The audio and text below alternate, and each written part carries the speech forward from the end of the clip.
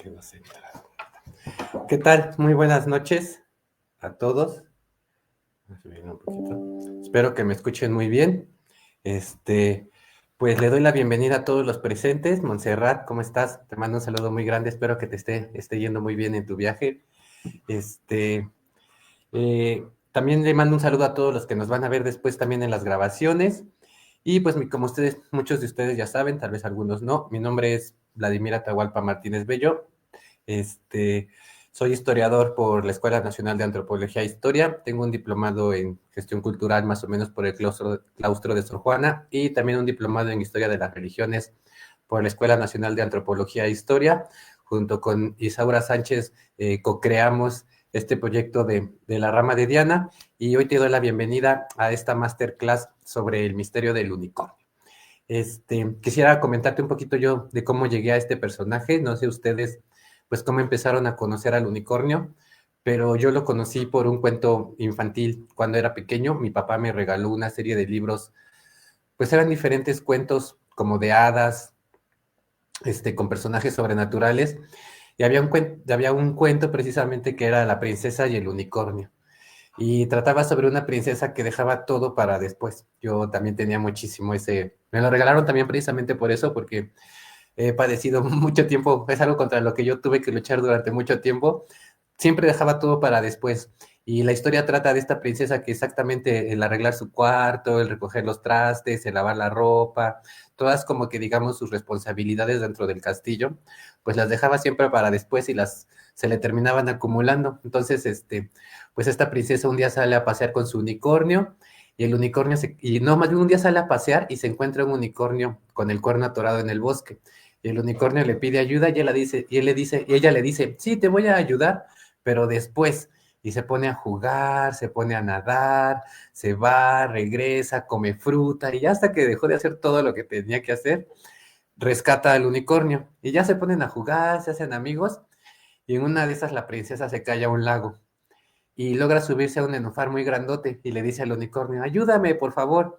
Y le dice el unicornio, sí, yo te ayudo, pero después. Y el unicornio se pone a jugar y se pone a comer y pues la princesa se está muriendo de frío y ahí es donde ella pues le hace clic que no está cool dejar las cosas para después. Son de estos cuentos precisamente para niños, pero pues fue así como yo me familiaricé con la figura del unicornio. Me aparece sobre todo muchísimo en la literatura. Entonces les quise dar esta pequeña introducción porque ya ven que muchos de los personajes que hemos estado viendo, pues generalmente aparecen pues en estos famosos o conocidos cuentos de hadas. Entonces, después de esta breve introducción, también para preguntarles cómo es que ustedes conocieron a las sirenas, vamos a ver a la que sigue. Esta nota aparece en el texto que yo investigué y me gusta mucho porque pues es una nota, una frase de Santo Tomás de Aquino que dice, no quieras entrar inmediatamente en el mar, sino a través de los riachuelos, pues a lo difícil se debe llegar por lo fácil. Entonces, es como más o menos lo que me gustó mucho esta frase porque es más o menos lo que hacemos con muchos de estos personajes que hemos ido viendo en las masterclasses, que tienen una carga muy profunda, que muchos personajes son muy, muy antiguos y que pues son muy importantes para las culturas pues de las que hemos hablado y pero vamos viendo cómo pues vamos como una manera un poco más sencilla de ir descubriendo todos estos personajes poco a poco. Entonces, vamos dándole a la que sigue. ¿Dónde buscar el unicornio? Sí hay algo que yo les quiero decir, comentar, y creo que también tiene que ver un poco con la cuestión de las sirenas, y creo que ha sido como una especie de omisión mía, que gran parte de estos personajes que están viendo o que estamos viendo en las masterclasses, sí realmente tienen como unas raíces más en Europa Occidental, Grecia, Roma. Porque yo no dudo que, por ejemplo, en el caso de las sirenas, sí haya otros personajes con características similares en otras, pues, culturas del mundo, ¿saben? Entonces, creo que también quisiera aclararles esto con el unicornio, porque sí, muchos de estos personajes pueden aparecer en otras culturas, pero digamos que mucho de esta masterclass, pues, por cuestiones como de occidentalismo, si quieren verlo así, nos ceñimos muchísimo a esta parte, ¿no? Entonces, bueno, es algo que yo les quisiera aclarar y que se los comento también porque, pues, si ustedes en algún momento notan esto, que hay personajes similares en otras culturas, pues sus aportes serían muy valiosos para lo que estamos aquí comentando. Entonces, ahí están los comentarios para que ustedes, puedan hacer sus observaciones, sus preguntas, y aquí con mucho gusto las leemos.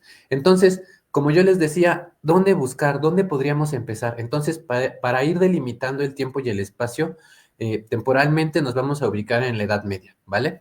Vamos a empezar desde aquí, desde la Edad Media, y nos vamos a, pues digamos que, eh, ceñir al espacio geográfico de lo que sería Europa Occidental, en este caso del unicornio.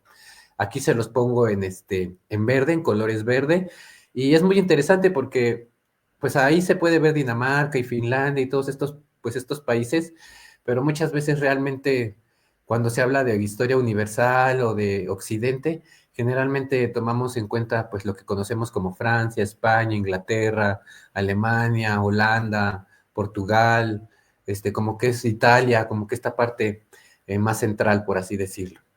Entonces, bueno, ya que tenemos más o menos ubicado el tiempo y el espacio del tema del unicornio, ahora sí vamos a darle continuación. Les pongo esta imagen para que entremos en ambiente. Esta masterclass les traje muchas imágenes, porque no creo que sea tan extensa realmente. Creo que ha habido masterclasses muy extensas como la de Witch Talk, pero esta va a ser yo creo que muy, muy cortita. Entonces les traigo muchas imágenes para que podamos irlas viendo y podamos entender un poquito del mundo del cual estamos hablando. Como yo siempre les he querido comentar, me gustaría muchísimo que no viésemos la Edad Media como esta edad oscura donde toda la gente estaba en sus casas rezando con miedo al diablo, sino que viésemos la Edad Media como un momento de mucha cultura, de mucha música, de mucho color, de mucha alegría, de sentido del humor, que si bien tenía, pues digamos, las precariedades propias de ese contexto, pues eso era un momento era una sociedad donde, pues digamos, se generaba mucho conocimiento, muchos saberes, y tenían una forma muy particular, pues, de conectarse y de vincularse con el mundo. Lo vamos a ir viendo un poquito al final de esta masterclass. Pero bueno, les pongo esto. Perfecto. Y pues bueno, la fascinación por el unicornio. Los hechos referidos al unicornio pues nos producen mucho asombro y obviamente pues nos mueven a investigar, que es parte del motivo de esto. La universalidad de su figura, porque como les decía, yo creo que todos estamos familiarizados con el unicornio, aparece en las más variadas religiones y culturas, en la Biblia y en los Vedas, en los griegos y en los chinos, en los cristianos y en los musulmanes. Por eso yo les comentaba que quizá yo no les había pues comentado esto, ¿no? Que mucho de lo que vemos está como más ceñido a lo que sería Europa Occidental y muchos de estos personajes aparecen en muchas otras localidades, en otras regiones del mundo.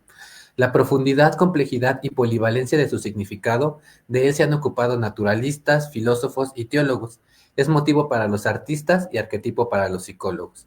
Y pues lo encontramos en Aristóteles, Filóstrato, Elianao, Estrabón y Plinio el Viejo. Entonces, vamos viendo pues esto de la fascinación del unicornio. Y Carl Gustav Jung, como ya lo vimos, también ha hablado de él y hace varias décadas mostró la polisemia del mito del unicornio. Y él nos dice, seres salvajes que apenas pueden verse de cerca, son capturados por la misteriosa fuerza femenina que logra atraerlos, domarlos y ganarlos para la sociedad, con lo cual sus poderes no merman, sino que alcanzan una plenitud controlada. Y pues yo aquí les preguntaría, no sé si ustedes alguna vez han soñado con un unicornio, entonces eso sería muy, muy interesante que lo anotaran en sus diarios de sueños. Entonces vamos avanzando a la que sigue. Y pues aquí les pongo esta imagen precisamente de un unicornio siendo montado por un monito y que atrás pues lleva como un pequeño lancero que lo va siguiendo y acompañando. Pueden ver cómo el monito pues tiene su casco, parece que tiene como una capita y pues tiene su escudo. Entonces, nada más les pongo, como les decía, vamos a ir viendo muchas imágenes para ver cómo se representaba el unicornio, sobre todo en la Edad Media. Pasamos a la que sigue. Y como siempre, pues nosotros nos gusta muchísimo ver toda esta cuestión de la etimología, ¿no? Y creo que aquí viene toda esta cuestión de, pues, que es un animal misterioso y desde aquí podríamos empezar como a ver toda esta cuestión de su misterio. Entonces, bueno, hay varias traducciones. Cuando en el siglo III antes de Cristo, un grupo de traductores alejandrinos tradujo el Antiguo Testamento al griego, observaron que los profetas hebreos mencionaban un cierto temor reverencial a un animal denominado rehem. No pudieron identificarlo, aunque se especificaba que era fuerte, feroz, rápido, astado, por lo que finalmente resolvieron su confusión acuñando el término monoqueros. Los traductores posteriores de la Sagrada Escritura, seguidos de la versión de los 70, lo tradujeron a sus respectivas lenguas. La Vulgata dice unicornus. De esta manera, no es sorprendente que los hombres del medioevo creyeran en su existencia. Entonces vamos viendo cómo en un inicio pues solo se menciona cierto animal denominado regem y a partir de ciertas traducciones es que aparece el término unicornio. Enigmática es también la primera representación española del unicornio, procedente del anónimo artista románico, autor del Tapiz de la Creación, conservado en la Catedral de Gerona, que muestra a Adán en el acto de nombrar a los animales y en primer lugar está el unicornio. Algunos incluso se preguntaban dónde había estado el unicornio en el momento del diluvio, ya que en ninguna parte de la Biblia se mencionaba la criatura entre los animales que Noé rescató del arca. Entonces, básicamente, y para ir cerrando esta cuestión de la etimología, unicornio significa un cuerno. Y básicamente, las primeras referencias decían que era un animal con un cuerno. Y esto es lo que les quiero decir, porque esta es básicamente toda la masterclass, porque esta es la única referencia que se tiene del unicornio. Es un animal con un cuerno. Nunca dicen cómo es, qué se parece, cómo es su carácter, no dicen más nada. Entonces, algo muy bonito de esta masterclass, porque tiene que ver mucho con la magia, pues es que el unicornio surge de la imaginación de los seres humanos. Entonces, son ellos quienes lo imaginan y quienes lo van dotando, pues digamos, de una realidad que hace manifiesta, pues digamos, sobre todo en las pinturas que vamos a ir viendo a través de la sesión de hoy. Entonces, básicamente es eso, un cuerno, un animal con un cuerno.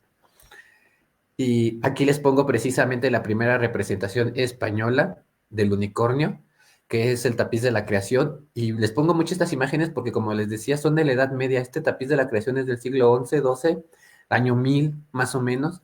Y pues bueno, aquí está la creación, los días de la creación. Quizá no se aparezca muy bien, pero ya en este acercamiento que yo les hice, aquí pueden ver precisamente cómo hasta dice Adam.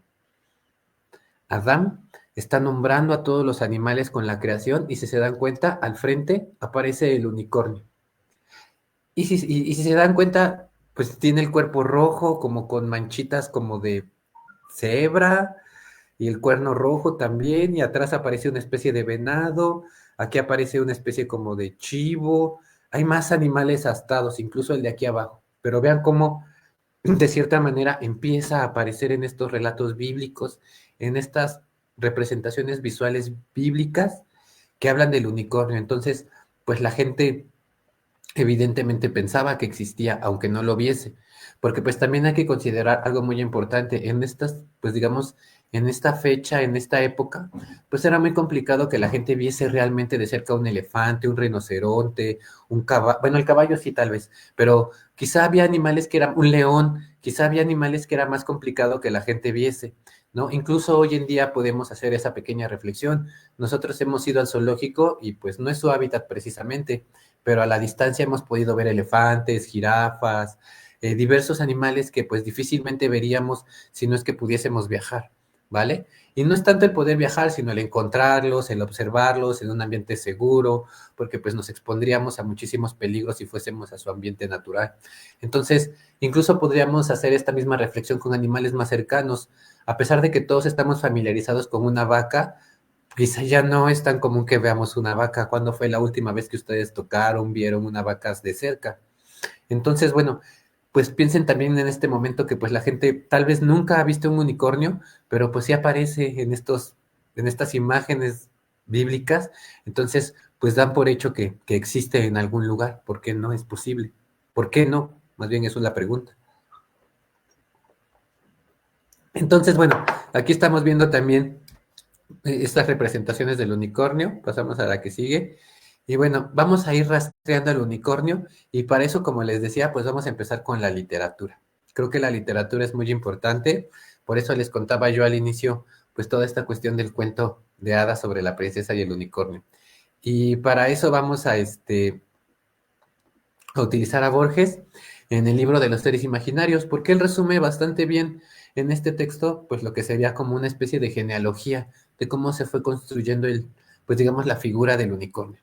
Porque él mismo lo dice, la primera versión del unicornio casi coincide con las últimas versiones del unicornio. Las primeras descripciones del unicornio, resumiéndolo así, coinciden bastante con la imagen que tenemos actualmente en 2025 del unicornio. 400 años antes de la era cristiana, el griego Tesías, médico de Astajerjes, Mnemón, refiere que en los reinos de Indostán hay muy veloces asnos silvestres, de pelaje blanco, de cabeza purpúrea, de ojos azules, provistos de un agudo cuerno en la frente, que en la base es blanco, en la punta es rojo y en el medio es plenamente negro. Entonces vemos cómo las primeras referencias a lo que podría ser el unicornio están en el contexto griego. Plinio agrega otras precisiones. Dan caza en la India a otra fiera, el unicornio, semejante por el cuerpo al caballo, por la cabeza al ciervo, por las patas al elefante, por la cola al jabalí. Su mugido es grave, un largo y negro cuerno se eleva en medio de la frente. Se niega que pueda ser apresado vivo. Entonces también vemos cómo ya Plinio empieza a hablar de este personaje del unicornio, de las primeras referencias que nosotros tenemos. El orientalista Schrader, hacia 1892, pensó que el unicornio pudo haber sido sugerido a los griegos por ciertos bajorrelieves persas que representan toros de perfil con un solo cuerno. En la enciclopedia de Isidoro de Sevilla, redactada a principios del siglo VII, se lee que una cornada del unicornio suele matar al elefante. Ello recuerda la análoga victoria del Cardadán, rinoceronte, en el segundo viaje de Simbad. Otro adversario del unicornio era el león, y una octava real del segundo libro de la inextricable epopeya de Fairy Queenie conserva la manera de su combate. El león se arrima a un árbol, el unicornio con la frente baja lo embiste, el león se hace a un lado y el unicornio queda clavado en el tronco. Y es precisamente esto que vamos a ir viendo un poquito más adelante, pero esta es una de las cosas que yo leí, como les comentaba, en el cuento de la princesa y el unicornio cuando yo era pequeño. Precisamente la princesa encuentra al unicornio porque su cuerno se quedó clavado, digamos que como entre el tronco y una malformación del tronco que hacía un hueco. Entonces llevaba muchísimo tiempo ahí atrapado. Entonces, así es como el león derrota al unicornio. Y lo vamos a ver un poco más adelante, más a detalle. A principios del siglo XVIII, la unión del Reino de Inglaterra con el Reino de Escocia confrontaría en las armas de Gran Bretaña al leopardo, el león inglés, con el unicornio escocés. En la Edad Media, los bestiarios, y es muy importante aquí la función de los bestiarios, enseñan que el unicornio puede ser apresado por una niña. En el Philosophus Gracchus se lee cómo lo apresan. Le ponen por delante una virgen y salta al regazo de ella, y la virgen lo abriga con amor y lo arrebata al palacio de los reyes. Una medalla de Pisanello y muchas y famosas tapicerías ilustran este triunfo, cuyas aplicaciones alegóricas son notorias.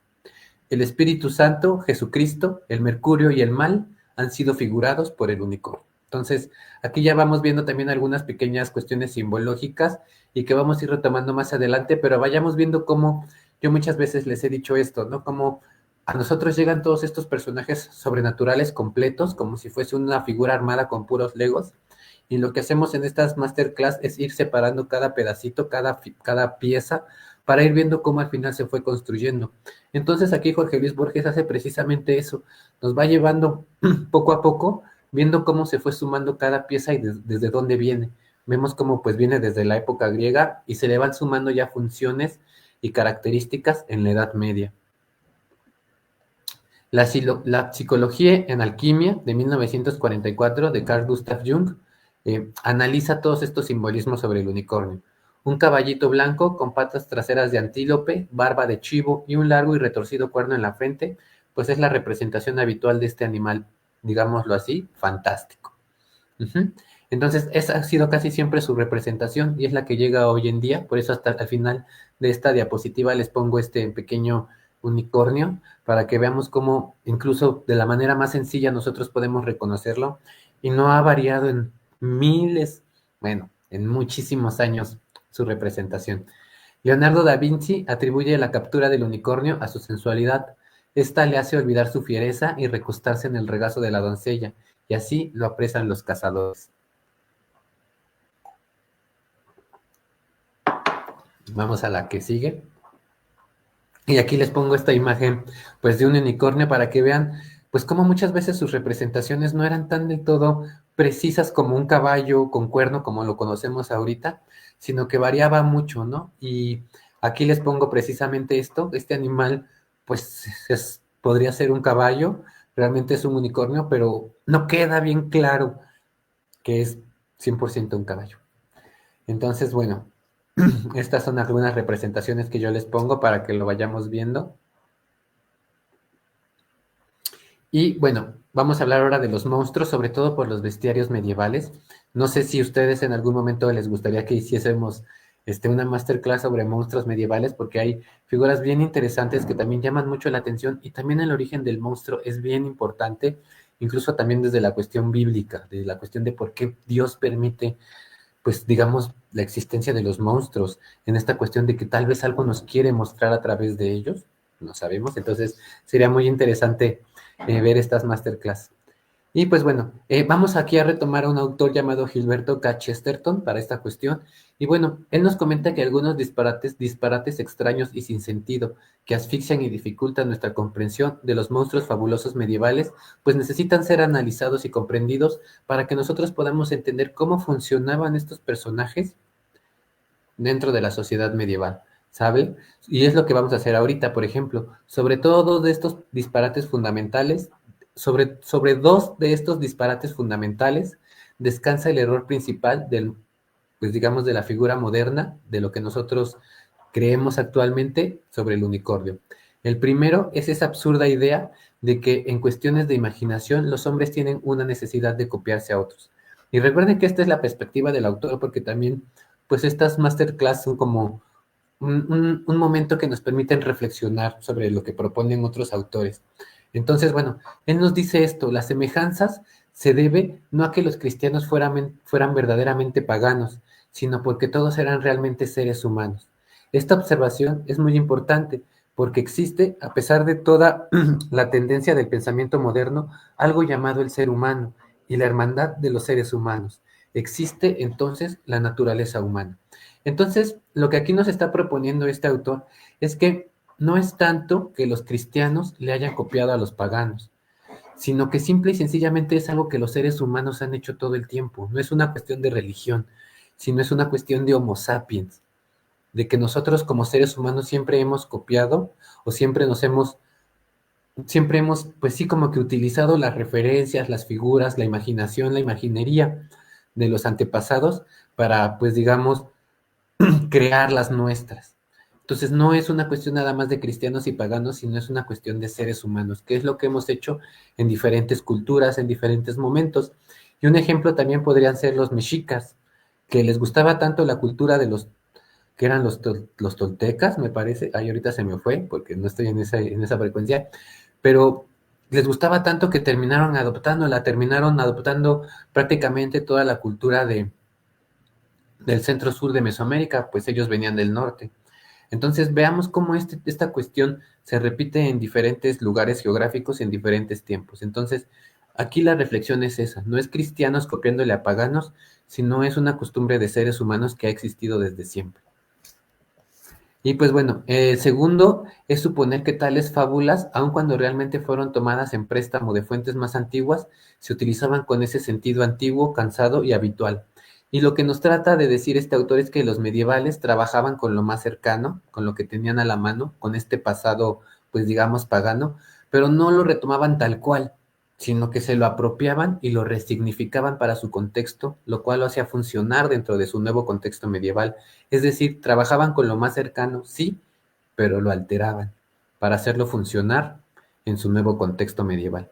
Y aquí les pongo otra imagen, pues del unicornio, para que lo vean entre otros animales.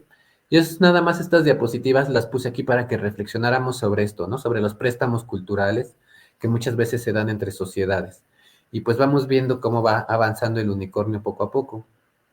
Y aquí les pongo precisamente otra cuestión muy interesante que yo les comentaba de precisamente de los bestiarios. Fíjense, la vida salvaje de Etiopía.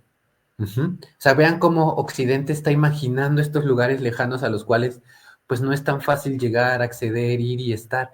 Hoy porque existe el concepto de turismo y las vacaciones y las aerolíneas y las agencias de viajes, pero pues antes muy poco, era muy poco probable que la gente pues tuviese esas experiencias, por eso hay ahí la importancia de los relatos de Marco Polo, y de estos pues relatos donde él describe todos estos seres, todos estos animales que él ve en otras regiones del mundo. Y por eso se los pongo aquí, porque si ustedes se dan cuenta, como les decía, esta es la vida salvaje de Etiopía. Es una imagen de 1480 del siglo XV. Y pues vean cómo siguen imaginando estos personajes con los elefantes, con dragones, con unicornios. Vean yo aquí, cómo allá está abajo una serpiente con cabeza de humano. Entonces vean cómo dentro de su imaginación no era improbable que estos animales existiesen en tierras muy lejanas. Ujú.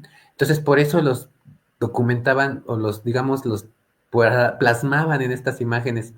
Y me gustaría, pues, por eso hablar como mucho de los monstruos, porque les puse aquí este pequeño recuadro a mi derecha, donde precisamente podemos ver pues estos seres con el rostro en el pecho, estos especie como de cíclopes también con su rostro en el pecho, sin cabeza, pero pues que evidentemente forman pues toda una sociedad y que pues pensaban que vivían y habitaban en estas regiones muy alejadas de Europa. Entonces sería muy importante, por eso les decía, hablar del monstruo, de cómo pensaban que existían estos personajes, los cinocéfalos, en estas regiones alejadas. Entonces creo que sería algo muy interesante que conociésemos la función y el origen de los monstruos en la Edad Media. Sobre todo, y creo que sería muy interesante eso, porque yo creo que a muchos de los que estamos aquí en esta página de la rama de Diana y en los que estamos viendo esta masterclass, nos ha de gustar mucho el cine de terror, guión, el cine de monstruos. Entonces, pues todo el monstruo es toda una cuestión muy interesante y sobre todo incluso llega hasta nuestros días con esta cuestión muy triste como por ejemplo el monstruo de Iztapalapa o estos seres humanos que hacen cosas terribles, ¿vale? Y ahí, por ejemplo, yo me acuerdo que en una sesión que tuve hace poco sobre la representación del mal, nos decían eso, ¿no? ¿Qué es lo monstruoso? Aquello que es deforme físicamente o aquello que tiene deformada pero el alma, porque hay gente que es capaz de hacer cosas terribles y pues esta dicotomía entre el ser humano y el monstruo. Entonces, incluso yo recuerdo que había algunas propuestas de que se dejase de nombrar monstruo de Iztapalapa a todos estos asesinos seriales porque precisamente eh, desviaban la, pues, la atención de la crueldad y de la monstruosidad hacia la deformidad y no hacia que el ser humano mismo es capaz de hacer esas cuestiones. Y aceptar y entender que no son monstruos los que hacen esas cosas, sino son seres humanos. Entonces, toda esta cuestión del monstruo y de qué significa y cuál es su representación y qué simbolismo tiene y ha tenido para nosotros a través del tiempo, creo que podría ser algo muy, muy interesante. Pero bueno, pueden dejarlo en los comentarios o mandar un correo si les interesa. Entonces, vamos a ver ahorita las descripciones. Como les decía, seguimos en este ambiente de los bestiarios medievales. Y bueno, una cabra con cuerno, ¿qué tiene que ver una cabra con cuerno aquí? Bueno, para empezar, todas las tradiciones sostienen la pertenencia del unicornio al reino animal. Por eso les decía, o sea, básicamente el unicornio es un animal con un cuerno, ¿no? No hay más descripciones. Sus orígenes parecen perderse como otros tantos en la mitología griega. Zeus, de niño, fue amamantado por una cabra llamada Amaltea. Algunos creen que esta cabra pudo haber sido un unicornio, ya que tenía un solo cuerno en medio de su frente, el cual Zeus un día quebró, y de él salió una cantidad impresionante de alimentos, es decir, el cuerno de la abundancia. Entonces, fíjense cómo muy importante, no sé si ustedes pues ya conocían este dato, pero pues si no, ya aquí está como precisado, el cuerno de la abundancia surge de este mito, ¿no? De Zeus y la cabra que le amamantaba. Entonces, vamos viendo cómo también aparecen otras cuestiones bien, bien interesantes y bien bonitas. Y ahora, como les decía, pues básicamente el unicornio es un animal con un cuerno, pero pues no queda bien definido qué tipo de animal, entonces algunos sugieren pues que es un asno que tiene cuernos. Varias obras clásicas lo colocan como uno más entre una serie de animales. Herodoto en sus historias escribe, y en efecto, entre ellos, los libios, existen enormes serpientes, y los leones, y los elefantes, y también osos, además áspides, y los asnos que tienen cuernos. Evidentemente, el unicornio se trata de un animal híbrido, ya que sus componentes no se ciñen a una sola de las formas naturales conocidas. Y ahorita vamos a ver un poquito más adelante esto, porque en la Edad Media les gustaba jugar muchísimo con esta cuestión de los híbridos. Y aquí les pongo esto. Vean cómo aquí aparece en la parte, esta es una estrella de David con animales, es de 1324 esta imagen, podemos ver el elefante en medio, pero vean cómo aquí aparecen en la parte de arriba y en la parte de abajo dos animales con cuernos. Se los pongo aquí en un acercamiento aquí a la izquierda, pero vean cómo el de arriba sí es totalmente híbrido, o sea, vean cómo tiene como cabeza de caballo, guión asno, tiene un cuerno dorado en la frente, pero tiene cuerpo de ave, porque tiene sus alas, y pues sí tiene como patas de caballo, pezuñas, pero evidentemente a esto se refiere con que el unicornio también podría ser un animal híbrido. Y pues también se los quiero mencionar porque en la Edad Media, dejen tomo tantita agua, porque en la Edad Media, pues hacían muchísimo estas representaciones de animales híbridos. Los mismos demonios, los mismos demonios muchas veces tenían características híbridas, alas de murciélago, cuernos de cabra, patas de pollo, bueno, patas de ave, estaban cubiertos de pelo, cola de dragón. Entonces, jugaban mucho con estas figuras híbridas. Y abajo pues, de esta figura híbrida, pues les pongo precisamente como esta especie como de cabra con cuernos. Entonces, lo que les quiero comentar pues con esto también es que el unicornio pues era simplemente tomado como un animal más de todos estos que tienen cuernos, la cabra, el toro, el rinoceronte, y pues ¿por qué no un caballo con un cuerno? El elefante. Entonces vamos adelantando. En el mundo antiguo, pues se tenían numerosas descripciones. Por ejemplo, el Rig Veda y las anotaciones de Tesias. Las partes mezcladas que constituyen ese cuadrúpedo son variables. Por ejemplo, Plinio nos dice, en India, entre los cuadrúpedos de pezuña sólida, se encuentra el unicornio. Es una feria nombrada Axis, cuya piel es como de ciervo, con manchas muy numerosas y muy blancas, que es sacrificada al patrono Baco. Entonces vean cómo él dice, pues es como un ciervo y tiene manchas, muchas, y pues son blancas. Entonces, vean cómo las descripciones del unicornio cambian, porque nosotros normalmente creemos que el unicornio es un caballo blanco con un cuerno, pero vean cómo aquí lo pueden describir como asnos, como un ciervo. Entonces, no queda del todo claro ni bien definido qué es un unicornio, qué animal cuadrúpedo es un unicornio. Dice también Plinio, apresan otra fiera, el monocerote, cuyo cuerpo asemeja al del caballo, asemeja al del caballo, no es un caballo. Su cabeza a la del ciervo, los pies al elefante, la cola al jabalí. Es de mugido grave y tiene un eminente cuerno negro de 2 codos a media frente. Niegan que esta fiera se capture viva. Entonces, por eso volvemos a lo híbrido, ¿no? Semeja al caballo la cabeza, al ciervo, más bien cuerpo de caballo, cabeza de ciervo, pies de elefante, cola de jabalí y con un mugido grave. Entonces, como no lo han visto realmente, pues empieza a formarse en su imaginación de varias partes de animales. Uh-huh. Y todo esto se basa muchas veces en descripciones, más allá de yo he visto al unicornio. Y por eso les pongo esta imagen para que vean cómo aquí, pues el unicornio de entrada es negro. Y si bien sí parece caballo, a mí se me figura entre caballo asno, ¿no? Entonces, esta figura también no me queda del todo clara, como muchas otras donde sí se ve claramente que es un caballo.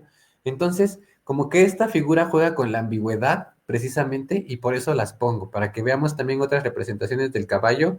Esta representación del caballo es de mm, el siglo XV. Entonces, vamos viendo esto muy interesante. Algunos astados que han sido vistos como análogos del unicornio, como les decía, han sido el rinoceronte, el reno, el oryx, el asno de la India y la cabra montés llamada orige, cuya carne se encuentra entre las permitidas como alimento del pueblo hebreo. Pues razón por la cual para algunos la castidad representa el unicornio, la castidad y la pureza, aunque no para todos. Y aquí les pongo una imagen de cómo está esta persona cazando un unicornio a través de una flecha en el cuello. Entonces, bueno, tenemos toda esta cuestión de los animales que podrían ser análogos al unicornio y se los pongo precisamente aquí en esta imagen que me parece que también es de la Edad Media. Y pues vean esto precisamente como hay estos animales observando las estrellas, cómo está una especie como de venado, un oso, pues como una especie de toros, camello tal vez, y son varios animales observando las estrellas. Entonces, pues para ellos, como les decía, sí, el unicornio se encontraba entre una serie más de animales que existían y pues que convivían entre ellos y que pertenecían al reino animal. Ujú. Entonces, veamos en estas imágenes también cómo era representado el unicornio. Aquí, por ejemplo, sí se ve claramente que es más como un caballo y cómo tiene pues este cuerno blanco muy grande en la frente. ¿Cuál era el carácter del unicornio entonces? El fisiólogo griego, que es el origen de todos los bestiarios medievales, y que es un texto que vamos a retomar mucho aquí, pero es un texto muy importante, describe al unicornio como un animal pequeño. También deberíamos de hacer una masterclass de bestiarios medievales. Dice, describe al unicornio como un animal pequeño, como una cabra, con un cuerno en mitad de la cabeza, siendo muy huidizo y astuto. La versión árabe del mismo señala que el daijá es exactamente gentil y de gran fuerza. Philippe de Taún nos presenta al monoceros como con la traza de un chivo y el libro de Bestis lo hace temeroso. Entonces, aquí yo les puse en amarillo algunas de las características que podríamos ir enumerando, que el unicornio es como huidizo, astuto, gentil, de gran fuerza, también temeroso. Por su parte, el bestiario de Cambridge lo muestra como un monstruo de horrible bramido, con cuerpo semejante a un caballo, con pies de elefante y cola de ciervo. Ujú. Recordemos aquí lo que habíamos visto de la hibridez. Para Guillaume de Leclerc es un animal bravo, aguerrido y combativo, el más terrible de los animales que existen en el mundo. Y el bestiario provenzal afirma que es la bestia más salvaje que existe. Ujú. Según el Preste Juan, los hay de tres clases: verdes, negros, blancos, y en algunas imágenes que hemos visto aquí que veremos en esta masterclass, los vemos azules. Entonces, yo me tomé la libertad de agregar a esta lista el color azul. Entonces, ya al menos el negro sí lo vimos, ya vimos uno negro, y pues bueno, recuerden esto, los pueden encontrar también en tres colores, y pues esta es una de sus características, ¿no? Aquí les pongo, por ejemplo, dos unicornios negros, que sí, pues como que van de negro a gris, con el cuerno negro también, y aquí sí tienen como figura más de caballo, y el cuerno hacia adelante. Vamos a pasar a la que sigue. Y bueno, tres especies. También para el propertés de Bestés, tres en sus especies. Los monoteros o monocerón, que tienen cuerpo de caballo, cabeza de ciervo, rabo de jabalí y los cuernos negros. Los glicerón, que son grandes y altos como un caballo de gran alzada, semejantes al chivo y con un cuerno muy afilado. La tercera especie es similar a un buey con manchas blancas con un cuerno entre negro y pardo. Entonces, como les decía, vamos viendo también cómo cada libro intenta proponer una especie pues propia del unicornio. En este caso lo divide en tres especies. Y aquí abajo les pongo esta imagen, pues no queda claro, o sea, parece una cabrita con un cuerno en medio, pero es un unicornio muy pequeño que va a picar en su colita a un mono, ¿no? Y esta imagen es muy picaresca porque es lo que les quería decir, o sea, no piensen en la Edad Media como esta edad gris, o sea, sí tenían hasta sentido del humor, muy pícaro, muy escatológico, si ustedes quieren, pero se reían, o sea, tenían chistes, era la comedia, era el color, era la diversión también, ¿vale? Entonces, como irnos quitando un poquito esta idea de la Edad Media como algo oscuro, triste, de gente, pura gente supersticiosa, temerosa del dios y el diablo, era gente que reía y que tenía su muy particular sentido del humor y que lo plasmaba en sus documentos. Ujú. Entonces, aquí también quiero que vean eso, ¿no? Cómo las dimensiones de los unicornios también pueden ir variando.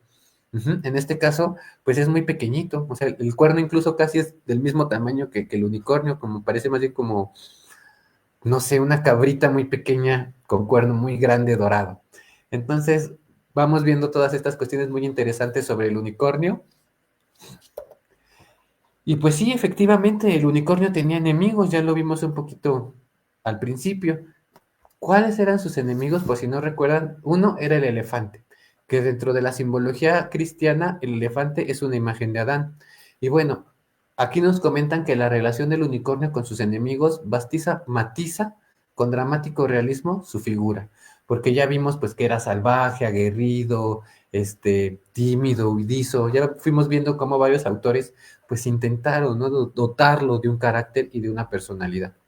Desde el punto de vista zoológico, este animal estaría dotado para defenderse y atacar de velocidad de galope, de un macizo cuerno frontal y de una musculatura resistente. Pocos relatos fantásticos pocos relatos fantásticos dan una precisión constitutiva tan puntual. En la defensa y en el ataque, al que la naturaleza lo destina, se enfrenta con dos principales antagonistas, el elefante y el león. El bestiario de Cambridge nos relata que el unicornio lucha a menudo con los elefantes y los vence con su afilado cuerno. Y aquí les pongo esta imagen, para que vean precisamente cómo se está representando este duelo entre el elefante y el unicornio. Y vean cómo cambian las perspectivas, porque si bien el elefante es muy grande, aquí el elefante tiene el tamaño de un caballo, incluso es hasta más pequeño que el unicornio. Entonces digo, no dudo que haya elefantes bebés, ¿verdad? Pero pues yo quiero que vean también cómo se juega un poco con estas perspectivas. Y bueno, dentro de la simbología cristiana, el león es la imagen de Jesucristo. Podría a veces representa a Jesucristo. Por su parte, Guillaume Leclerc señala que los mata el unicornio con su afilada pezuña cuando los hiere en el vientre. Por eso, cuando el elefante lucha con el unicornio, le presenta la espalda y no el vientre. Finalmente, el Preste Juan nos recuerda que a veces el unicornio mata al león, pero el león lo mata con astucia, haciéndole clavar su cuerno en un árbol.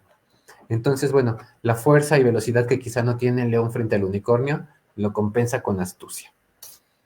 Y vamos viendo esta imagen que se las puse aquí, sobre todo porque como hablamos de Jesucristo, les puse esta imagen también de la creación de los animales, donde está Jesús, bueno, está Dios, por así decirlo, creando todos los animales, y de entre todos ellos crea el unicornio.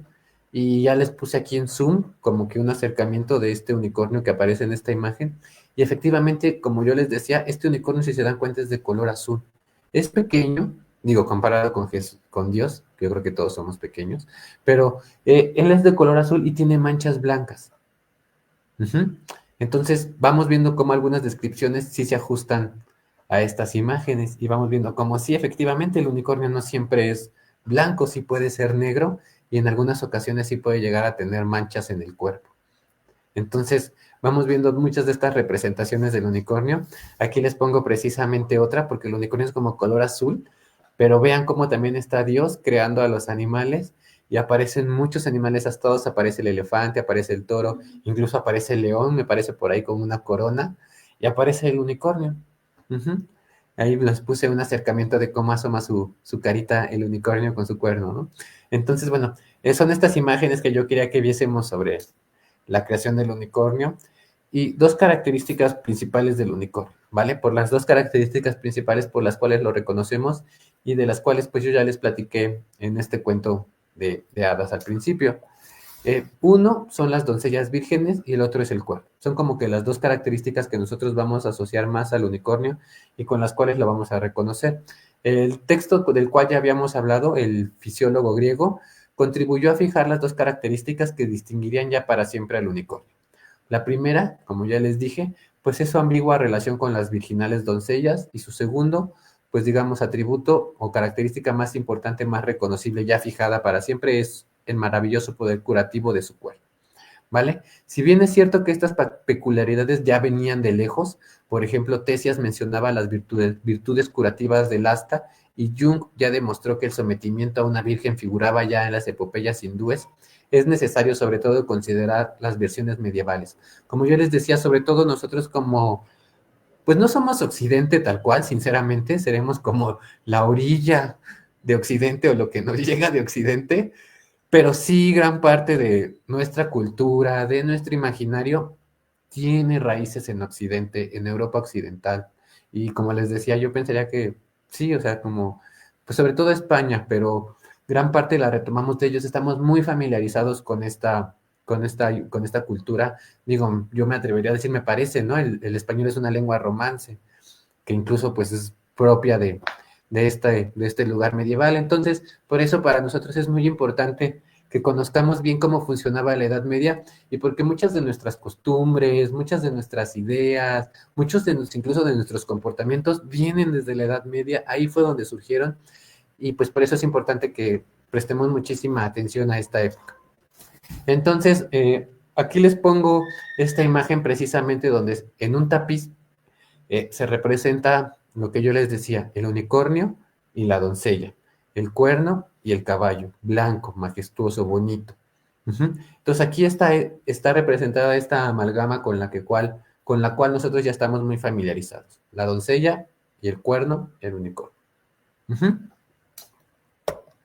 Y bueno, ¿cómo se atrapaba un unicornio? Porque a mí me parece muy interesante que ellos sabían cuál era su carácter, sabían cuáles eran sus virtudes, sabían cómo eran, sabían cómo capturarlo, pero yo les aseguro que o sea, era imposible que hubiesen visto un unicornio, ¿no? Entonces vean cómo la imaginación juega un papel muy interesante, cómo los libros, a través de los grandes eruditos, van fijando las ideas y estas ideas se terminan volviendo de cierta manera, entre comillas, con todo el matiz, porque sí me parece muy interesante aquí matizar, pero cómo las ideas sugieren algo y cómo estas ideas que se sugieren en los textos pareciesen volverse realidad cuando son plasmadas en los tapices, en las imágenes, cómo la idea del texto pasa a la imagen y eso ayuda a volverla real, a tener una referencia visual que antes solo estaba pues en lo escrito, ayuda muchísimo a que la gente crea que es real. Entonces, pues si tú ves esta imagen de Dios creando a los animales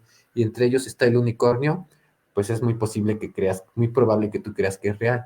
Porque pues sí, evidentemente tenían funciones curativas para el cuerno del unicornio y tenían maneras de atrapar al unicornio, pero pues es evidente que nunca pues habían podido atrapar uno, ¿no? Digo, aunque sería bien interesante que en algún momento los científicos salieran con eso de que sí existía, pero se extinguió. Entonces, bueno, le atraen las doncellas vírgenes.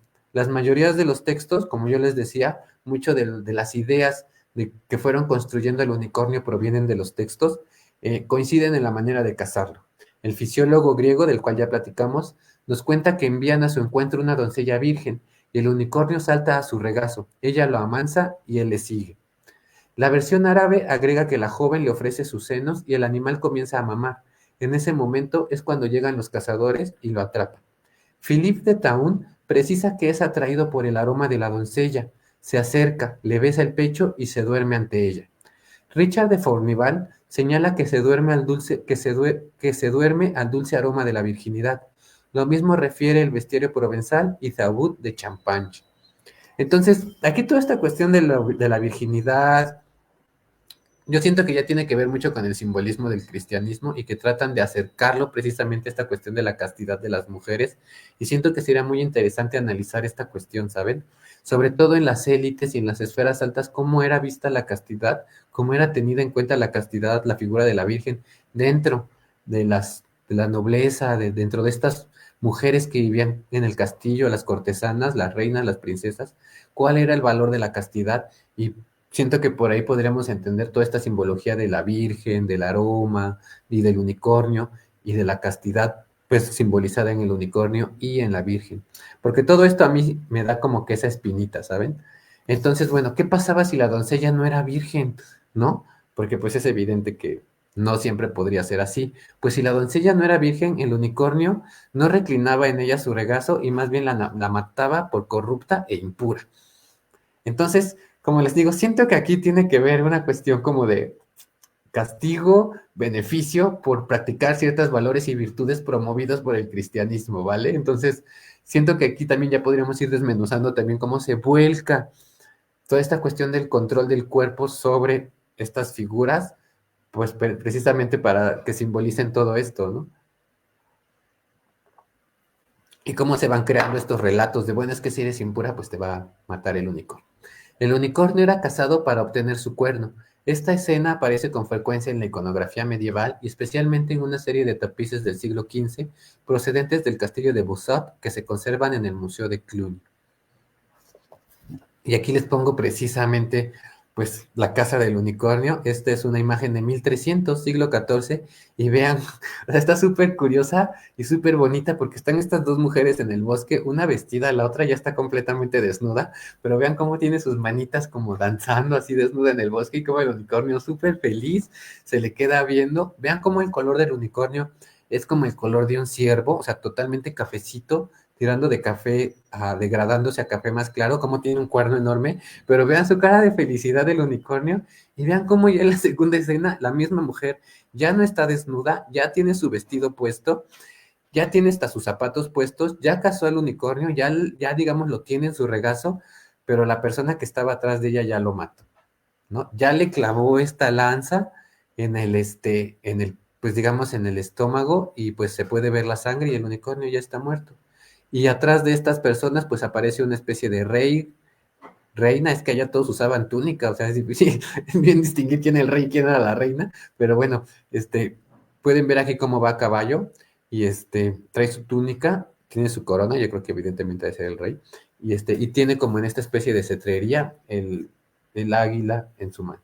Entonces yo creo que esta escena está haciendo referencia a las élites.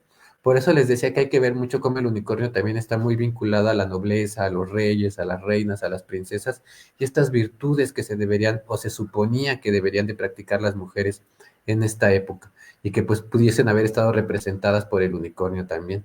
Entonces, pues vean, ¿no? Cómo está precisamente aquí ya la casa del unicornio representada en estas dos imágenes. Vean cómo incluso hay una cubeta abajo que está, pues, digamos, almacenando toda la sangre del unicornio. La cuestión del cuerno es muy interesante porque precisamente, pues, de ahí viene casi, pues, digamos, la importancia medicinal de este animal. Y pues bueno, se decía que las botas hechas con el cuero del unicornio conservaban las piernas sanas y preservaban de las epidemias. La lepra podía ser tratada con una poción de yema de huevo e hígado de unicornio, pero el cuerno era el más útil de todos sus miembros por su gran valor medicinal. Era sabido que podía neutralizar todo tipo de venenos y si algún fruto o alimento envenenado se acercaba, el cuerno comenzaba a sangrar. Entonces, pues piensen en todas estas intrigas, traiciones, rumores que se podían dar en el mundo palaciego, en las traiciones de la comida, la bebida, pues era, yo creo que un instrumento bastante codiciado o querido quizá por los reyes, por la nobleza, para cuidarse de las traiciones. Los árabes incrustaban trozos de cuerno en los cuchillos que empleaban en sus comidas, en la creencia de que si estaban envenenadas, un leve sudor delator cubría la hoja metálica. Se afirmaba que sus poderes podían calmar problemas estomacales y que incluso sanaban ataques de epilepsia. Y aquí les pongo esta imagen de un cuerno y un unicornio con la lengua de fuera. Me gusta porque se ve muy loquillo. Y bueno, como les decía, hay una lucha entre la castidad y el mal, ¿vale? Como que hay una lucha de valores morales. En los lugares donde habita el unicornio, nos relata el fisiólogo, hay un gran lago del que los animales beben, pero la serpiente ha envenenado el agua. Cuando llega el unicornio, entra al agua y hace la señal de la cruz con su cuerno, y el veneno se hace inofensivo. Entonces, como que les decía que pareciese que por momentos hay esta lucha, ¿no? Entre el unicornio representando todo lo casto, lo bueno, lo puro, y la serpiente representando precisamente lo impuro, la tentación, lo malvado, y el unicornio venciendo al mal. El cuerno del unicornio es muy importante, y este dato yo creo que es clave, porque a toda esta imaginación que estaban teniendo todos estos eruditos, a todos estos escritos donde plasmaban sus ideas estos eruditos, a todos estos tapices, imágenes, pinturas que estaban realizando los artistas basados en estos textos, pues se agrega el cuerno del narval. Ujú. En la Europa medieval no se había recibido ningún cuerno de rinoceronte, ujú, pero sí a través de los vikingos habían llegado cuernos de narval. Se trata de una especie de cetáceo de cuya mandíbula izquierda surge un colmillo retorcido en espiral de casi 3 metros de longitud. Entonces, sí había, o sea, aquí está, como yo les pongo en la imagen, un cuerno de narval. O sea, perfectamente este cuerno, tú se lo pones a un caballo y es un unicornio. Ujú. Entonces, yo platicando con Isaura, o sea, como que bromeábamos sobre estas ferias que van luego, que antes cuando era niño, no sé si ustedes alguna vez fueron, que llevan seres fantásticos de mujeres, sirenas, mujeres serpientes, que son pues muchas veces animales disecados y cocidos unos con otros, ¿no? Entonces, pues nadie nos asegura que tal vez, ya bromeando, pues, alguien cosió un hueso de narval a un cadáver de caballo o algo así. Pues, o sea, piensen, ¿no? Que también, pues la imaginación y el ser humano es muy dado a hacer estas cosas, entonces es algo que nosotros consideramos también. Pero bueno, de cierta manera es muy probable que ver un hueso de narval descontextualizado, ¿no? Tal vez alguien con un discurso muy convincente, puede hacer creer a alguien que este es un cuerno de unicornio. Más si nunca has visto un unicornio. Entonces, vamos a hablar ya, finalizar esta masterclass, que al final sí fue un poquito más extensa de lo que pensaba, del simbolismo medieval, ¿vale? Porque como les decía, tenemos muchas veces no que juzgar a esta época desde donde nosotros estamos, sino tratar muchas veces de entender a esta época desde ellos mismos, desde el mundo en el que vivían, tratar de explicar a la Edad Media desde la misma Edad Media. Y tal vez sí utilizar algunos conceptos modernos, pero como un puente de comprensión, pero no tratar de imponer nuestras ideas a esas épocas porque pues es evidente que ellos pensaban y veían el mundo de otra forma. Y yo creo que esto va a ser más, esto que les digo va a ser todavía más real cuando ya la IA, o sea, cuando ya tengamos robots aquí al lado de nosotros, ¿no?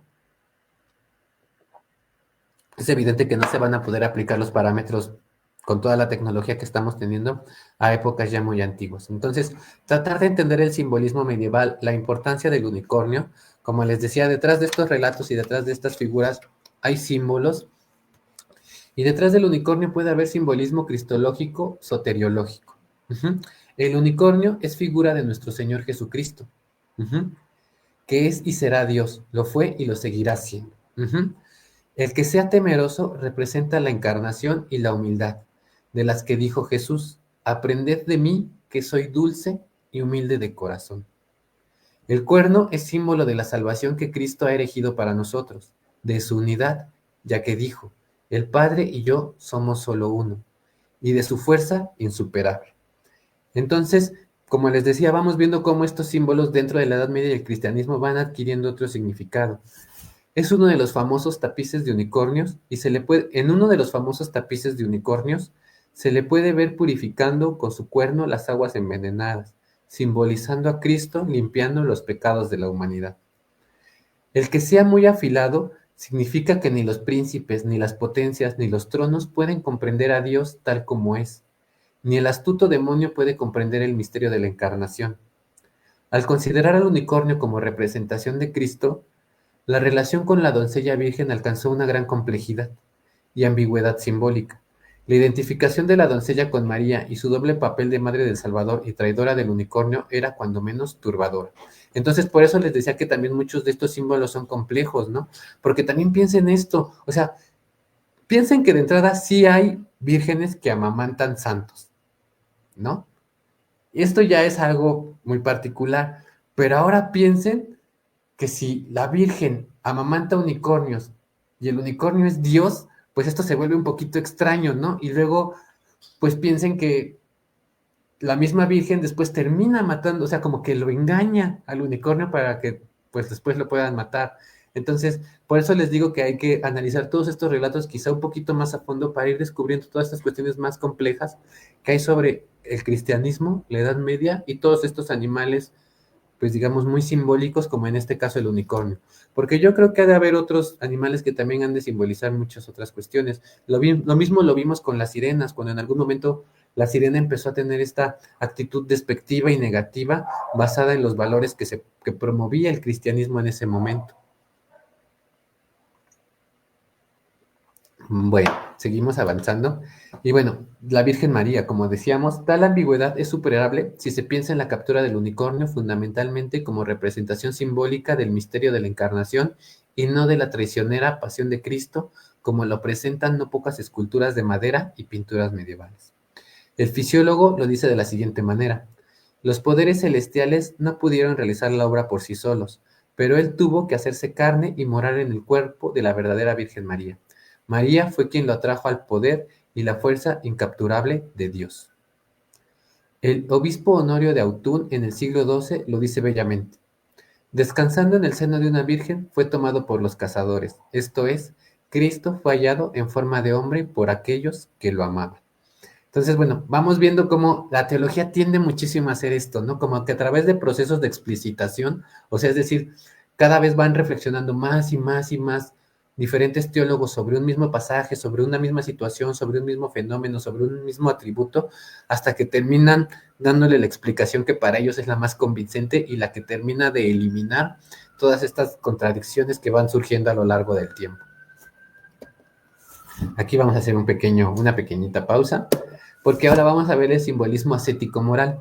Aún queda la simbología moral, porque el unicornio también es símbolo del hombre enamorado que es atraído y capturado al acercarse a la doncella que desea. La captura del unicornio se vuelve entonces representación de la concupiscencia del hombre, que al alcanzar su objeto deseado es alcanzado por la muerte. Tal vez por esto la Iglesia prohibiera su representación a finales del siglo XV, porque ya se estaba también empezando a asociar al unicornio con el amor, con la lujuria, con la sexualidad, con estos encuentros carnales y el objeto, el ser amado deseado.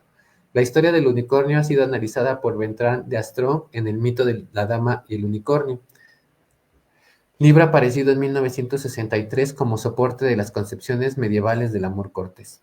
El autor retoma un olvidado apólogo árabe que hace del feroz Carcadán una criatura de corazón tierno, capaz incluso de amor, y ve en el unicornio el prototipo de los amantes idealizados y símbolo de la fascinación que la pureza continúa ejerciendo sobre los corazones más corrompidos. Entonces, de cierta manera, sí como que el unicornio logra mantener este significado de pureza, pero también quiero aquí hacer una pequeña aclaración, qué bueno que recordé esto, porque ahorita la cuestión del Medio Oriente es otra, ¿saben? O sea, es muy complicada, pero en la Edad Media, toda esta cuestión del mundo árabe, de los musulmanes y del Islam, tenía gran peso y eran los que estaban llevando realmente la cultura, pues lo que llevaban al frente la cultura, el avance, la tecnología, las matemáticas, la astronomía, como que los europeos occidentales en general no eran tan sofisticados como ahorita se quieren hacer creer, ¿saben? O sea, realmente en este momento los árabes estaban pues digamos, como que al frente del movimiento cultural y tecnológico en la Edad Media. Incluso toda esta cuestión de la alquimia realmente son los árabes quienes la están, pues digamos, desarrollando, toda esta cuestión de las matemáticas, como le decía, el astrolabio, la numerología, los nombres secretos de Dios, todas estas cuestiones de adivinación ocultas en la palabra, en los textos escritos, o sea, vean la importancia del Corán. Ya después, geopolíticamente, las cosas cambiaron muchísimo y fueron por cuestiones políticas y el ascenso de un grupo en específico al poder, lo que cambió precisamente la perspectiva, pero yo sí quisiera decirles que Oriente no siempre ha sido lo que ahorita vemos, ¿no? Entonces, yo nada más quería hacer esa acotación. Y pues bueno, el Libellus de Natura Animalum da un paso más. El unicornio representa al diablo, ya que es tan terrible y malvado que no puede ser atrapado sino que en el olor de la virginidad, es decir, con buenas obras y virtud, tal como está escrito. Con Dios lograremos la virtud y Él aniquilará a los que nos atormentan. También representa una clase de hombres crueles de este mundo, que se han vuelto malvados y perversos, que no hay hombre alguno al que no venzan con su maldad. Por ejemplo, San Pablo, que perseguía a los cristianos, pero cuando el Señor se le apareció y ve su resplandor, se llenó del aroma del Dios nuestro Señor y cayó en tierra como muerto. Y estos son como pequeños relatos de libros bestiarios de la Edad Media, ¿no? Entonces, vamos viendo cómo va adquiriendo también otros significados, algunos prevalecen, algunos sobresalen, otros no, otros se van adaptando, pues digamos, al momento y a las necesidades. Y para finalizar les puse esta imagen de pues precisamente como que esta princesa. Eh, Fíjense, yo siempre les he dicho que también muchas veces quizá los sombreros de brujas, una de mis teorías, es que tiene que ver con la moda en la Edad Media. Y que muchas veces, como ustedes lo pueden ver, estas princesas usaban sombreros picudos, pero tenían colgando una especie de velo, que es precisamente el velo que no tienen los sombreros de las brujas. Entonces, puede ser desde una perspectiva, no sé si haya libros como de la moda en la Edad Media, debería de leer eso, investigar un poquito más, porque me da a veces la sensación eso, de que muchas veces las mujeres de la élite portaban cierta ropa y las mujeres de los pueblos las veían y querían como imitarlas, pero tal vez no les alcanzaba o por cuestiones prácticas, pues no podían utilizar ese tipo de velos porque se les rompían, se maltrataban, porque pues tenían otras prácticas cotidianas y terminaban adaptando esos sombreros a su contexto, pero a lo mejor era una forma también de ellas tener este tipo como de moda, ¿no? De estar a la moda. No lo sé, esta es como a veces mi teoría cuando veo este tipo de imágenes, cuando aparecen estas mujeres de la élite con este tipo de ropas. Y también, como yo les decía para finalizar eso, ¿no? Como que el unicornio está muy vinculado a las cuestiones del castillo, a las princesas, a la nobleza, pues a la vida de la élite. Ujú. Entonces aquí también podemos ver cómo esta princesa está como arreglando a su unicornio, le está poniendo una túnica encima y cómo tiene un moñito ayudante que también le está, pues ahí, pues ayudando a cuidar y a arreglar a su unicornio. Este, Símbolos, ya como les decía, ¿qué pasa con el símbolo? El hombre medieval, como les decía, ve símbolos en todas partes. Para él, el mundo está constituido por formas. Estas formas son realidades, manifestaciones de sí mismas, pero que por encima de su propio ser revelan algo diverso, una realidad superior.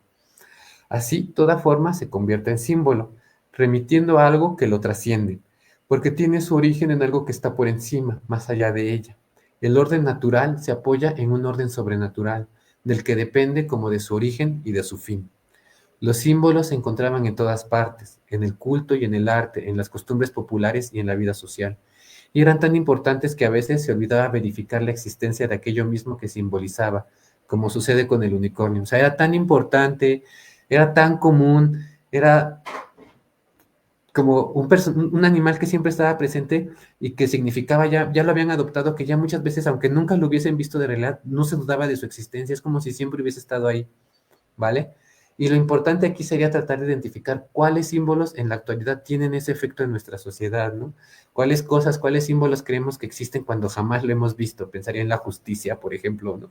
¿No? O sea, sí la hemos visto, sí la hemos sentido, la hemos experimentado, o sentimos cuando vemos la noticia y las redes sociales esta sensación de injusticia, pero siempre hablamos de ella y va a haber una elección de jueces, pero sí hemos visto la justicia, la hemos sentido, la hemos experimentado, porque digo, o sea, todos hemos hablado de ella en los últimos meses. Pero fue algo que se me ocurrió, O sea, podríamos tratar de buscar otro símbolo, porque quizá la justicia es muy abstracto. El corazón, todas las cosas, las justicias son los papás. Sí, sí, o sea, sí, gracias, Rich. Paso tu comentario. La justicia son los papás. Sí, sí, sí, sí. Me voy a bajar un poquito más. Entonces, sí, sí, sí, sí, te digo que hay que analizar todas esas cuestiones, ¿no?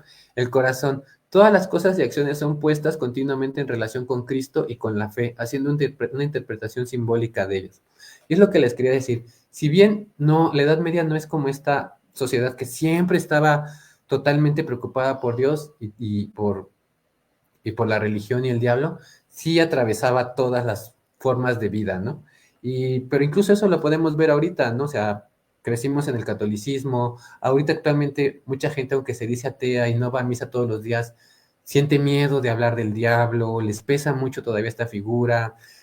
En Semana Santa o en miércoles de ceniza se van a poner su cruz, entonces no pensemos en la Edad Media como esta gente supersticiosa que todo el tiempo estaba como al pendiente de la religión, o sea, actualmente también nosotros pues tenemos mucho de este comportamiento, ¿no? Este sentido simbólico fue posible porque el ojo ve desde el corazón. Ujú. Entonces era como de que esta idea de que Dios había puesto un mensaje en todas las cosas, como que todas las cosas, todas las acciones tenían una cuestión sobrenatural más allá de lo que representaban, pero para poder ver ese significado de las cosas que tienen más allá, teníamos que ver con el corazón, no solamente con la vista, lo cual se los puse en amarillo porque se me hace muy bonito, ¿no? O sea, para poder ver los símbolos tenemos que verlos desde el corazón. La fe se expresaba en imágenes sensibles. Dios ha creado el mundo y todo cuanto hay en él, de tal manera que la mirada purificada desde el corazón puede contemplar en lo creado también la imagen, también la gloria del Creador. Y como lo recuerda la captura del unicornio, Dios se ha hecho hombre en la encarnación, y por consiguiente el que mira con corazón puro la figura de Cristo ve en ella la plenitud de la realidad divina. Las imágenes simbólicas medievales percibidas por los sentidos influyen en la imaginación, actúan sobre el sentimiento, hacen recordar, instruyen la inteligencia y tienden a convertirse en modelo para luego, apropiadas y transformadas, reaparecer en la vida de las que las contempla. Desde esta perspectiva se creaban sin cesar nuevas imágenes simbólicas y se resignificaban las antiguas. Conocedores y admiradores de la cultura de los tiempos clásicos, en lugar de iniciar un movimiento de retorno a la antigüedad pagana, la asumieron a la luz de la fe cristiana, como instrumento para vivir, comprender y celebrar la verdad de la salvación. El medieval, conservando todo lo verdadero y todo lo bello que hay en la antigüedad pagana, lo ordena y lo coloca en su auténtico lugar, le confiere su valor justo y lo enriquece con verdades y bellezas nuevas. En lugar de imitar o copiar a los antiguos, inspirándose en ellos, supieron encontrar acentos de verdadera originalidad y creatividad. Entonces, quisiera cerrar con eso porque, como les decía, pensar la Edad Media como un lugar de creación, como un momento de creación donde se están creando cosas, donde hay mucha cultura, donde hay mucho saber, mucho conocimiento, para quitarnos esta idea de la Edad Media oscura, de gente ignorante. O sea, piensen que, y esto es, con esto quiero cerrar, o sea, piensen que en la Edad Media sí sabían que el mundo era redondo, o sea, sí lo sabían, el terraplanismo es como de 1960, o sea, piensen eso, ¿no? O sea, esta gente en la Edad Media ya sabía que el mundo era redondo y nosotros con toda la inteligencia que tenemos, con la IA, con el Internet, con todas las pruebas, hay gente que piensa que la Tierra es plana. Entonces, quiero que valoremos muchísimo esto, que nos quitemos la venda de la Edad Media y pues les pongo esta última imagen para que no me banee Facebook, de cómo está precisamente constituido híbridamente, cómo jugaban con la imaginación y cómo no nada más repetían al mundo pagano, sino que los cristianos también buscaban crear cosas nuevas, ¿no? En este caso tenemos un unicornio Pegaso con manos de hombre, cuerpo de mujer, cola de venado, pata de león y pata de humano. Entonces, como les decía, evidentemente esto yo no lo inventé, lo saqué de algún lugar, no necesariamente tienen que creer en todo lo que yo les estoy diciendo, ustedes pueden ir a buscar otra información, complementar, criticar, reflexionar, pero estos son los dos textos principales de donde yo saqué esto, de Gómez Pedro Edmundo, sobre el simbolismo del unicornio medieval, y de Bernabé y Martín de Eugenio Luis Valero de El unicornio en la heráldica española. Entonces, yo con esto termino. Les agradezco muchísimo, muchísimo que hayan estado aquí, a todos los que nos acompañaron. Espero que les haya gustado, que hayamos aprendido algo. Si tienen algún comentario, algo que reflexionar, algo en lo que no estén de acuerdo, pueden dejarlo en los comentarios. Recuerden que es imposible que uno sepa todo. Si yo supiese todo de todo, pues ya ni siquiera tendría sentido ya seguir discutiendo. Apagamos las luces y nos vamos de aquí todos porque pues ya se dijo todo. Entonces es imposible eso, siempre hay algo más que decir, alguna mirada nueva, algún dato que yo no pude haber contemplado. Entonces recuerden también que el conocimiento se construye entre todos, es una labor colectiva, entonces sus aportaciones siempre serán muy valiosas. Si tienes preguntas o comentarios, pues puedes mandarnos un WhatsApp, puedes dejarlos aquí. Si deseas las diapositivas, recuerda que en los próximos días las vamos a subir con un pequeño formulario de Google para que nos des tu correo y nosotros te las enviamos a tu correo totalmente gratis, sin costo. Vas a encontrar el enlace ahí, en el misma, vamos a hacer un post, pues, donde viene el enlace con el formulario, y nos puedes mandar un correo a la rama de Diana, o un WhatsApp, ahí vienen los números, tenemos Facebook, Instagram, y ya tenemos canal de YouTube, recién lo abrimos, nada más que yo no sabía que te pide 24 horas para, para dejar de transmitir y evidentemente, como les decía al principio, la princesa y el unicornio, yo soy alguien que siempre deja todo para después y al final y me pasan este tipo de cosas. Entonces, lo dejé al final, Facebook me dijo que necesitaba 24 horas y ya la siguiente masterclass iba a ser a través de YouTube. Por cuestiones de censura, nos quitaron la masterclass de WishTalk, nos las bajaron sin avisarnos, simple y sencillamente no aparece. Y también nos estaban mandando muchos reportes de la masterclass de las sirenas porque salen desnudas de la cintura para arriba. Entonces, ya está en YouTube. Vamos a irnos ya a YouTube para las masterclass. Sí les tenemos preparado actividades tanto para Instagram como para... sí, sí, Talia, voy a poner tu comentario como buen mexa, dejando todo para el último.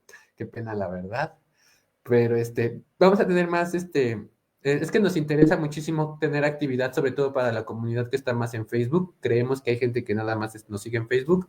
Entonces, para no dejarlos sin actividades, sí tenemos una actividad que ya no va a hablar nada de cuestiones sobrenaturales. Voy a empezar o sea, pues a lo largo de toda la carrera, pues vi muchos procesos inquisitoriales contra brujas, hechiceros, adivinos, de la Nueva España. Entonces, pues vamos a hacer una especie de programa donde voy aquí durante un día al mes, durante una hora, tal vez 40 minutos, leerles todas estas historias de estos adivinos, hechiceros, pactantes con el diablo, curanderos, yerberos, indios, alumbradas, todos estos personajes que eran detenidos por la Inquisición y que eran grandes personajes para que veamos sus historias, con qué diablos pactaban, cuáles eran sus hierbas que utilizaban, cuáles eran sus prácticas mágicas, todos esos procesos inquisitoriales que están en el Archivo General de la Nación, los vamos a hacer como en especie de relato, muy divertido, muy ameno, porque si no sería muy pesado, y se los vamos a leer a ustedes, y vamos a hacer dinámicas y todo para que conozcamos cómo eran las prácticas mágico-religiosas, sobre todo en la Nueva España, y sobre todo para que nos acerquemos a estos documentos inquisitoriales que tienen estos procesos muy, muy interesantes, ¿no? Yo creo que a todos en algún momento hemos leído este libro de Artemio Valle Arizpe o estamos familiarizados con las leyendas de la leyenda de la mulata de Córdoba, el cura el cura que terminó con los pies y las manos cerradas ahí en el centro, el soldado filipino que apareció de la nada en el zócalo de la ciudad y no sabe cómo llegó. Entonces, todos estos relatos de las leyendas de la Nueva España, del tipo de Artemio Valle Arizpe, las vamos a hacer así como tipo leyendas, porque ¿de dónde creen que salieron? O sea, salieron de esos procesos.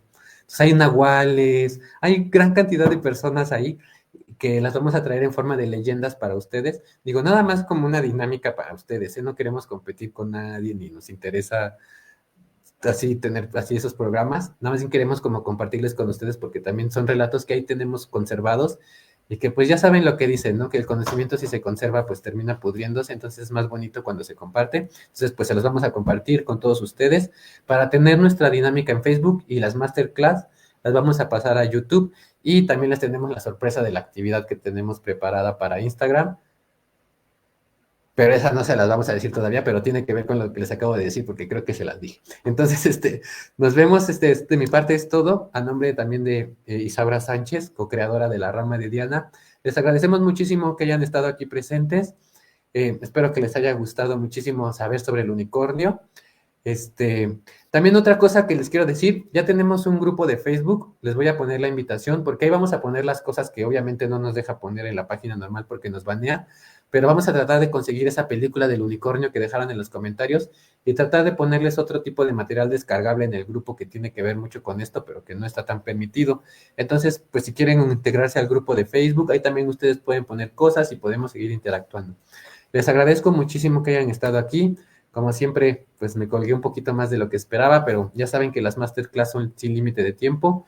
Les agradezco muchísimo, espero que les haya gustado. Un saludo a todos los que estuvieron presentes, un saludo a los que nos verán en la repetición y pues nos vemos el siguiente mes para hablar sobre relatos, procesos inquisitoriales de brujas, hechiceros, curanderos, nahuales aquí en Facebook y de todas formas nos vemos el siguiente mes, ya saben, pues tema sorpresa para el siguiente mes de la masterclass en YouTube. Muchísimas gracias. Yo soy Vladimir Martínez de La Rama de Diana y hasta luego. Bye.